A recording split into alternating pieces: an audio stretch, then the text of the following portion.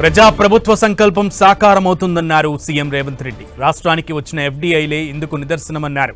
తెలంగాణకు వస్తున్న విదేశీ ప్రత్యక్ష పెట్టుబడులపై ఎక్స్ వేదికగా సీఎం స్పందించారు.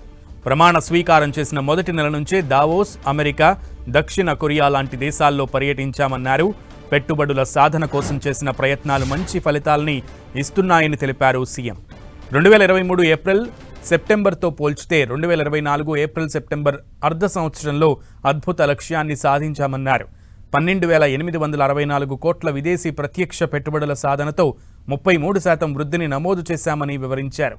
ఈ పురోగతి సాధనలో సహకరిస్తున్న ప్రతి ఒక్కరికి సీఎం రేవంత్ రెడ్డి ధన్యవాదాలు తెలిపారు.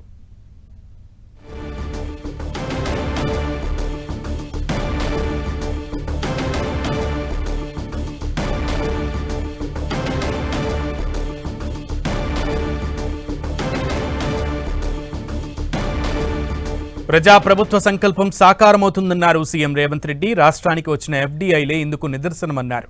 తెలంగాణకు వస్తున్న విదేశీ ప్రత్యక్ష పెట్టుబడులపై ఎక్స్ వేదికగా సీఎం స్పందించారు.